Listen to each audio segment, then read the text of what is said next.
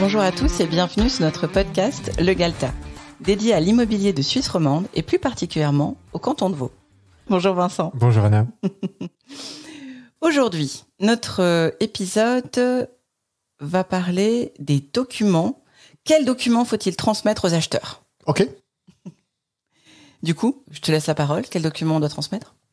Moi, je fais la distinction entre les documents qu'on va envoyer dans un tout premier temps en réponse à « envoyez-moi un dossier, la maison m'intéresse ou l'appartement m'intéresse » et dans un deuxième temps, les documents qu'on va faire parvenir à des acheteurs potentiels qui ont vraiment exprimé la volonté d'acquérir cet objet. D'accord, oui. Parce qu'il y a quand même un tas de documents qui contiennent des informations très personnelles et que je ne vais pas transmettre à des inconnus, en fait. Oui, à n'importe qui. Il faut que la personne soit un minimum intéressée, c'est ça que tu veux dire. Tout à fait, mais au minimum qu'elle ait visité l'objet, que ça lui corresponde au niveau prix, au niveau typologie, au niveau endroit et ce genre de choses, et que la négociation commence, ou même la négociation est clairement engagée, et la personne nous dit « Bon, voilà, maintenant j'ai besoin des pièces pour pouvoir aller à la banque. » D'accord. Voilà. Donc, le tout premier dossier, somme toute, c'est un dossier promotionnel qui comprend les photos de l'objet, les plans, tous les chiffres de base tels que les surfaces, les différents types de surfaces, et l'orientation, l'année de construction, etc. Je pense l'adresse aussi quand même, non ? Oui, oui, absolument. L'adresse, c'est un élément essentiel. Non, parce qu'on ne le met pas sur l'annonce pour des raisons de concurrence. Mm-hmm. Mais c'est vrai que quand on demande le dossier complet, la personne a besoin de savoir exactement, ok, c'est à 5 minutes de l'école, c'est à 12 minutes de mon travail ou 1h30, j'en sais rien. Mais sans adresse précise, c'est quand même un petit peu plus difficile. Évidemment. Mais ça se peut aussi que je ne communique l'adresse qu'aux gens qui me demandent de venir visiter, par exemple. Oui, c'est ce que je peux comprendre aussi. Ou aux personnes qui demandent parce qu'elles ont besoin de savoir pour vraiment se décider, par exemple. Voilà. En fait, et ça se fait au cas par cas. Je vais dire, il n'y a pas de recette miracle. À chaque fois, je vais avoir une communication avec l'acheteur potentiel et voir si l'objet correspond aux critères de base avant de commencer à lui donner des informations plus personnelles. D'accord. Et justement, qu'est-ce qui se trouve dans ces informations plus personnelles ? Alors, ce qui représente vraiment la carte d'identité d'un bien immobilier, c'est l'extrait de registre foncier. Ok. Que ce soit pour un appartement ou une maison, il y a un extrait de registre foncier qui décrit précisément quel est l'objet immobilier, en fait. D'accord. Et ça, ça fait partie des incontournables au niveau document. Mmh. Puis la deuxième chose, alors ça, c'est plus pour les maisons, mais la police d'assurance de l'ECA. Dans le canton de Vaud, on est d'accord. On est d'accord, tout à fait. Et cette police d'assurance va donner, en fait, les différents volumes des différentes parties de la maison, de la villa, de l'objet immobilier. Et à quoi ça sert aux acheteurs, ça, exactement ? L'extrait de registre foncier va montrer les surfaces de construction au sol et la surface de la parcelle. Mmh. La police d'assurance ECA va montrer les volumes de la construction. Ce sont des éléments essentiels qui permettent de déterminer la taille d'un objet, en fait. Mais en fait, c'est plus dirigé pour la banque, alors, parce que l'acquéreur, est-ce qu'il regarde vraiment ça ? C'est une question vraiment honnête que je te pose, hein. Je n'en sais rien. Peut-être que oui, peut-être que les acheteurs savent qu'ils doivent regarder ce genre d'informations, ou c'est plutôt la banque qui va... Les deux. Les deux ? Si tu vas acheter une voiture, un des éléments qui va t'intéresser, ça va être de connaître la puissance du moteur. D'accord. L'équivalent de la puissance du moteur, pour l'immobilier, ce sera noté sur la police d'assurance de l'ECA. Ok. Donc, c'est quelque chose que les acheteurs peuvent effectivement regarder et dont la banque a besoin pour accorder le prêt. Entre autres, oui. D'accord. Qu'est-ce qu'il y a d'autre comme document, on va dire, confidentiel ou vraiment qui touche à des données particulières ? Là, ce que je vais dire, c'est pas forcément quelque chose de confidentiel. Ce sont les plans de la maison. D'accord. Ou les plans de l'appartement, en fait, qui, de nouveau, vont permettre à l'acheteur de vérifier les surfaces pour lui-même et à la banque également de déterminer quelles sont les surfaces de l'objet qui va être vendu. Parce que ça sert à l'estimation, bien évidemment. D'accord. Voilà. Puis, si les propriétaires disposent de ce document, ils peuvent fournir le descriptif de la construction. D'accord. C'est pas tous les propriétaires qui l'ont, mais si vous avez fait construire votre maison, les propriétaires auront sûrement encore le descriptif de la construction qui explique comment est-ce que la maison a été construite, avec quel type de matériaux, quel type d'isolant. Oui, c'est super précis. Oui, c'est vraiment très technique en fait. La liste des rénovations des 10-15 dernières années. Donc ça, c'est quelque chose que le propriétaire doit compiler en fait. Oui, tout à fait. La plupart des propriétaires ont ça à leur disposition, alors ça demande un petit peu de travail administratif pour le mettre en ordre chronologique, mais ça, le courtier va aider le propriétaire pour le faire, en fait. Et quand tu dis rénovation, alors, on est d'accord, changer la porte, c'est peut-être pas... à moins qu'on ait mis une porte blindée à l'entrée, j'ai envie de dire, mais sinon, ça va être quoi? Repeindre, refaire les sols, enfin, juste pour qu'on ait un ordre d'idée de qu'est-ce que tu entends par rénovation. Alors, rénovation de toiture, refaire une salle de bain, refaire une cuisine, changer le système de chauffage, changer des grosses rénovations quand même. Ah oui, on parle pas de changer les vis d'un interrupteur, non.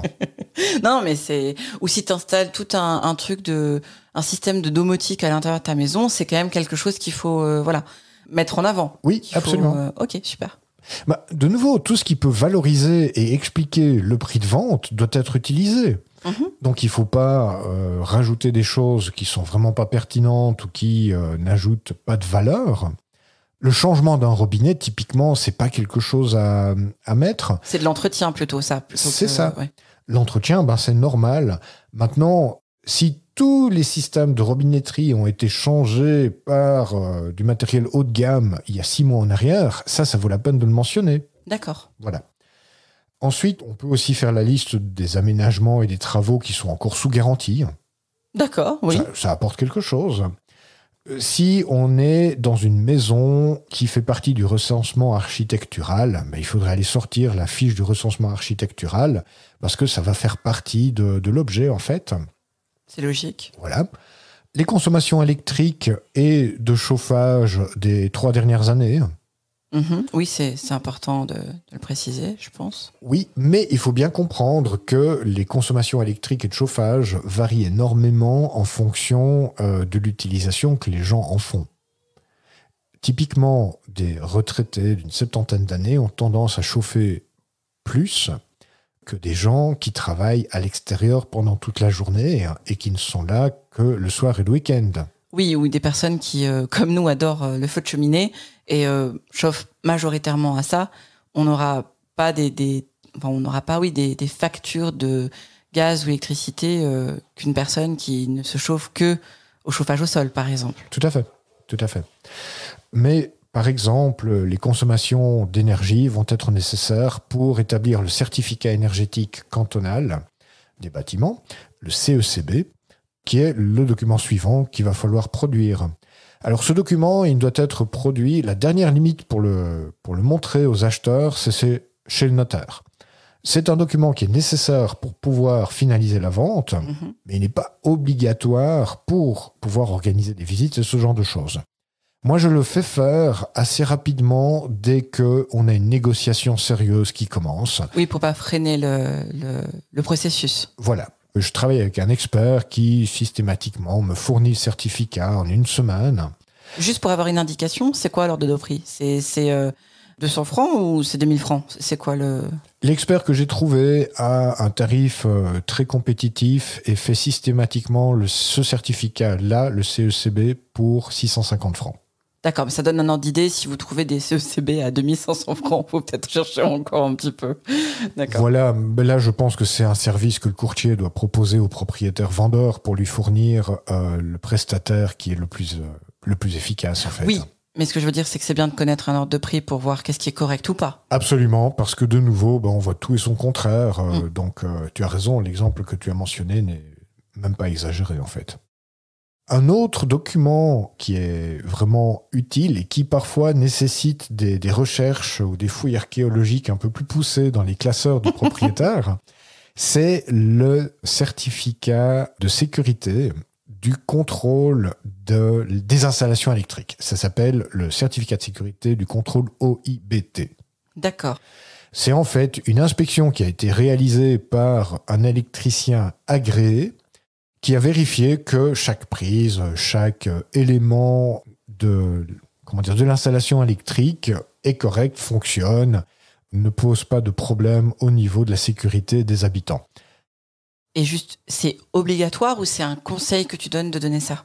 Alors en fait, le contrôle OIBT doit être réalisé sur les installations électriques tous les 20 ans. Waouh! Ah oui, ça donne de la marge quand même. Oui.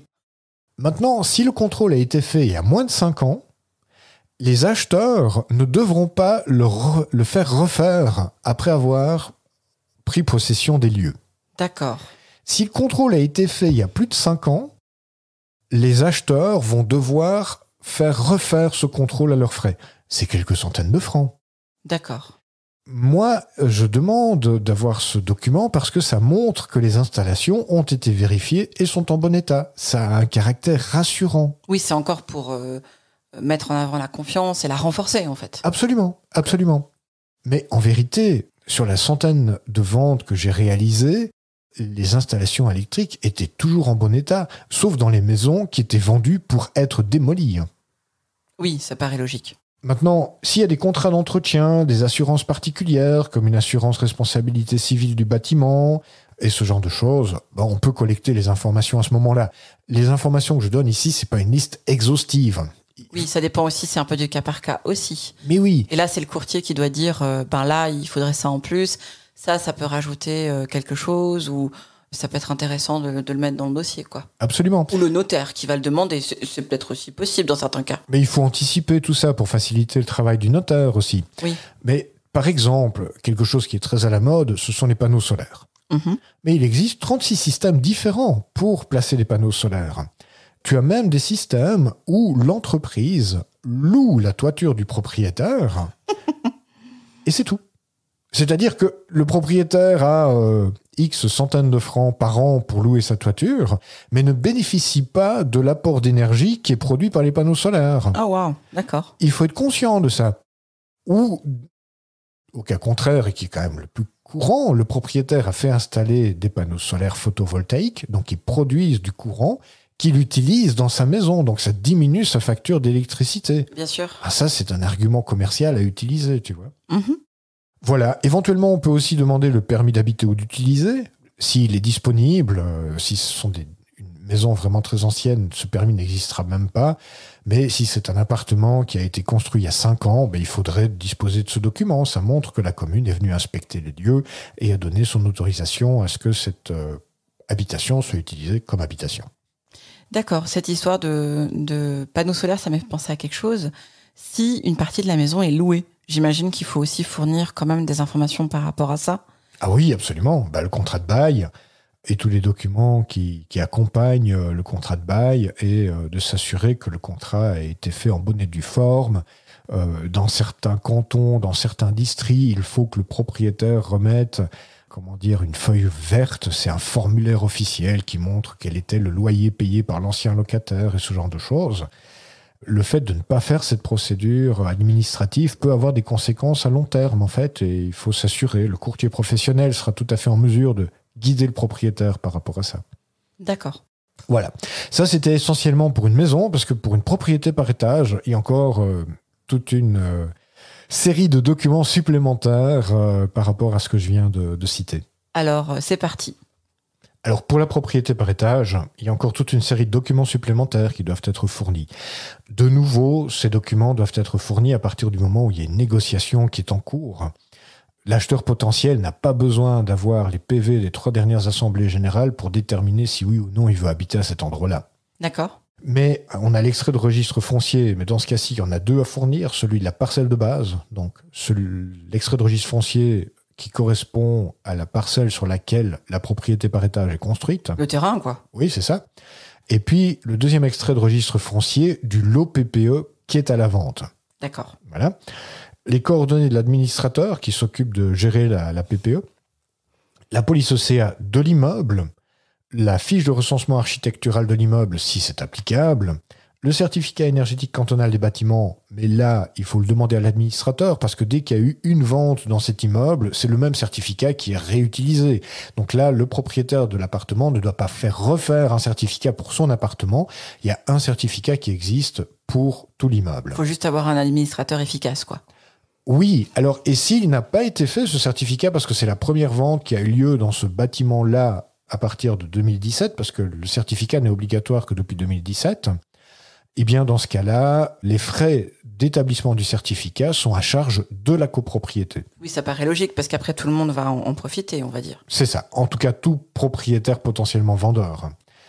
L'acte constitutif est le règlement de la copropriété. Ça paraît logique. Tout à fait. Les comptes de la PPE des 3 à 5 dernières années, ça, faut faire preuve de jugement. Le détail des charges de la PPE des 3 à 5 dernières années. Et puis, donc, les procès-verbaux des assemblées générales ordinaires et extraordinaires, s'il y en a eu, des 3 à 5 dernières années. Je dis 3 à 5 dernières années, il faut faire preuve de jugement.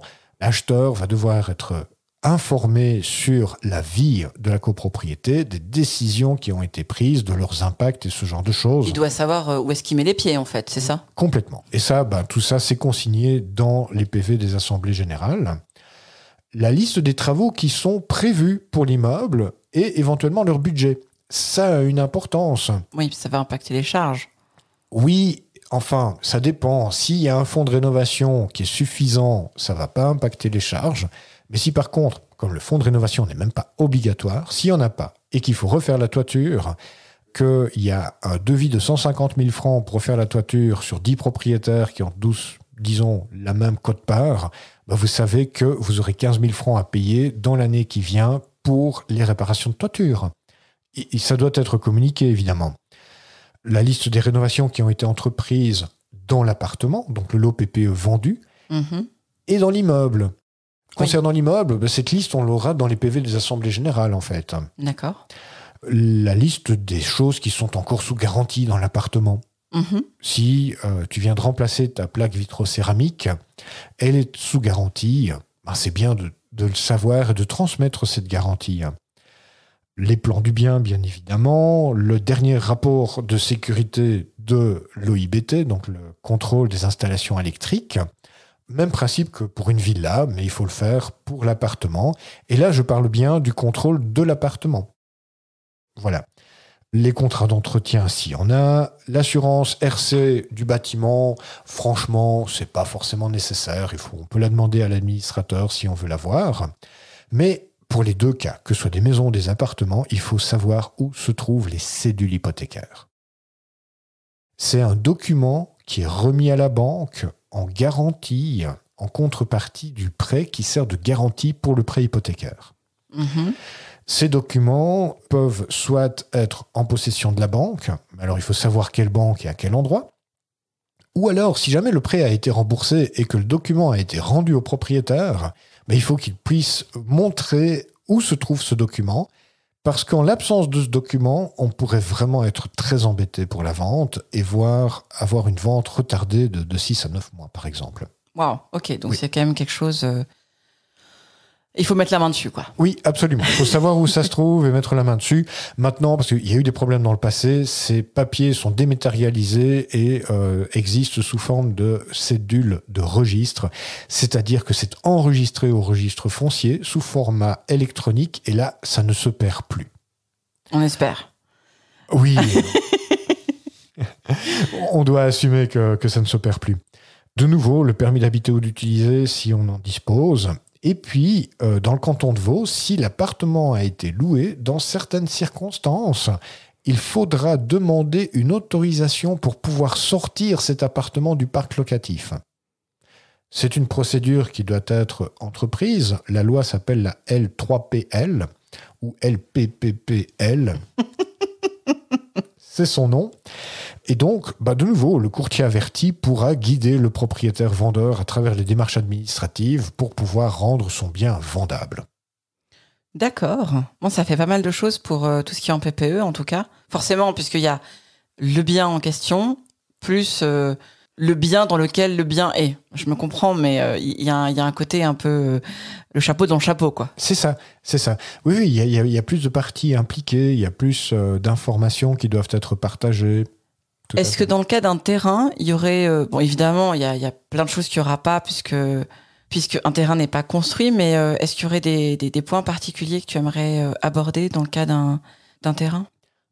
De nouveau, j'aimerais faire une remarque parce que chacune des listes que je donne ici, c'est pas exhaustif. C'est-à-dire que Au cas par cas, il faut aller rechercher des informations qui sont pertinentes à la situation précise à laquelle on est confronté. Un terrain, de nouveau l'extrait de registre foncier. Ça, c'est un incontournable dans l'immobilier. Mais il y aura d'autres informations qui devront être fournies ou qui doivent être collectées afin de valoriser le terrain. Je pense par exemple au règlement des constructions qui est applicable à cette portion de terrain. Parce qu'un terrain a une valeur qui est déterminée en fonction de ce que l'on peut construire dessus. Bien sûr, oui. Si on peut rien y mettre, ça reste juste un terrain vague. Exact.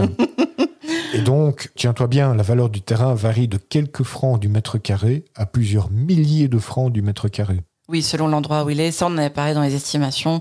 C'est toujours pareil. D'ailleurs, même pour tout, en fait, c'est la valeur du terrain qui va faire une énorme différence. Exact. C'est toujours ça, c'est toujours le terrain en lui-même. Après, on peut construire soit une cahute, soit une belle villa, mais dans les faits, c'est quand même beaucoup le terrain qui impacte. Je pense que c'était la vente que tu avais fait à Ézin, où la maison n'était pas très grande, mais comme le terrain valait beaucoup et qu'il y avait beaucoup de terrain sur la parcelle, forcément, ça augmentait le prix. C'est juste, c'est juste. On parle aussi d'incidence foncière, c'est-à-dire la proportion entre le coût du terrain et le coût de la construction.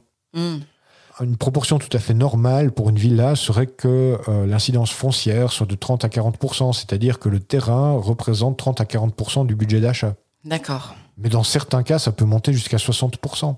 Wow. C'est-à-dire que le terrain représente une plus grande valeur que l'objet immobilier lui-même, qui est pourtant ce dans quoi tu vas habiter. Bien sûr.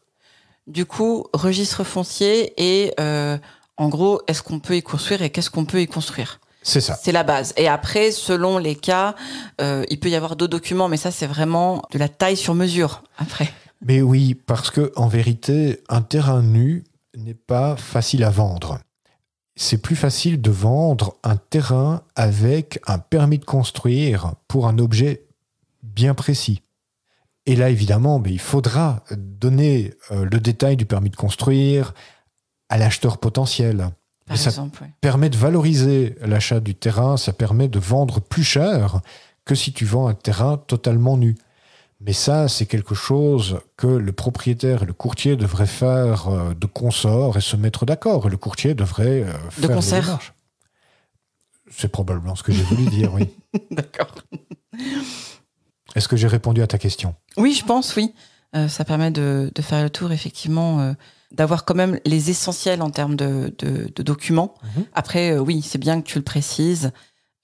Chaque cas est particulier, chaque maison est unique. Il y a des fois des accords sur les servitudes, il y a des choses qui peuvent rentrer en compte, mais c'est tellement... on peut pas faire la liste des milliers de choses possibles. Et je suis sûre qu'on en oublierait quand même, parce que on se retrouve toujours avec des situations extraordinaires. Oui, mais le courtier doit faire des recherches pour aller chercher des informations et, jouer au Sherlock Holmes et être curieux et poser des questions par rapport aux documents nécessaires. Je le dis souvent en rigolant, mais ça se vérifie. À partir du moment où j'ai collecté tous les documents nécessaires pour réussir la vente, généralement, la vente se fait dans les jours qui viennent. Oui, parce que quelque part, le dossier est complet. C'est ça. Mais généralement, on obtient un dossier complet parce qu'on a eu l'obligation de compléter le dossier, parce qu'on a une négociation qui avance. Mais il vaut mieux anticiper tous ces points parce qu'il y a parfois des documents qui prennent du temps à chercher. Bien sûr. Si jamais, sur le blog, je mettrai le lien dans la description, on a un article très complet qui s'intitule « Quels sont les documents à fournir pour la vente d'un bien en Suisse ?» On ne peut pas faire plus évident. Et il y a aussi dessus disponible une checklist. Comme ça, vous n'avez pas besoin de noter tout en écoutant le podcast et en essayant de comprendre ce qu'on dit. Vous aurez accès du coup à tous ces éléments et vous pouvez soit l'imprimer, soit l'utiliser tel quel et vous baser dessus pour la vente. Magnifique. Super. Merci pour tout ça. Service. C'était complet et on a fait un épisode plus long. On est déjà à 27 minutes, mais wow. Voilà. C'était nécessaire pour couvrir tout le sujet. Et puis à la semaine prochaine. Bye bye.